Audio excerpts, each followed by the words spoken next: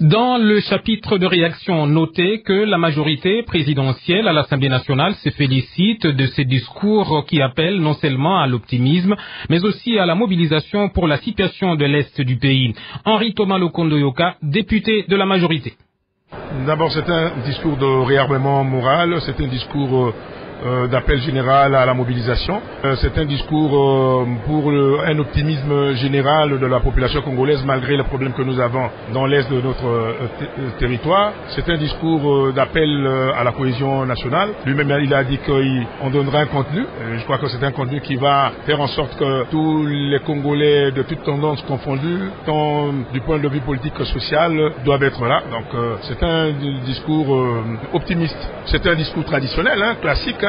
Il a dit ce que le pays a fait, les problèmes que le pays connaît maintenant et les solutions que nous devons amener, notamment la sécurité, parce qu'il a insisté sur la sécurité, qui devient maintenant priorité de priorité. Parce que vous savez, on ne peut pas faire la paix quand on n'a pas la sécurité. Il y a une unité dialectique entre la paix et le développement.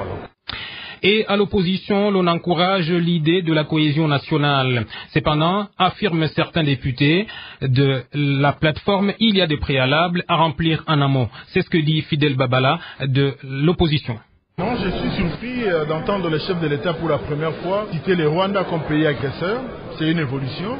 J'ai retenu au-delà de cette citation deux choses. D'abord un appel à l'enrôlement, ce qui est totalement étonnant pour un pouvoir qui est d'origine militaire, qui n'a pas d'armée depuis 11 ans et qui se rend compte que c'est seulement aujourd'hui qu'on doit pouvoir défendre la nation. La défense de la nation, c'est une activité de tous les jours. Ce que j'ai noté de positif, c'est l'appel à la cohésion. Dans un moment où le pays est agressé, je pense que nous devons tous nous mettre ensemble pour défendre ce qui nous unit, c'est-à-dire le pays. Mais je ne suis pas d'accord quand ils disent sans conditionnalité. Il y a des conditions à poser. Nous ne partageons pas le même point de vue que lui.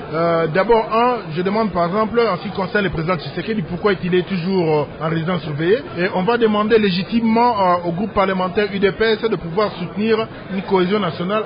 Le MLC aussi a des revendications à faire. Il y a deux préalables. Quoi qu'il en dise, il y a des préalables.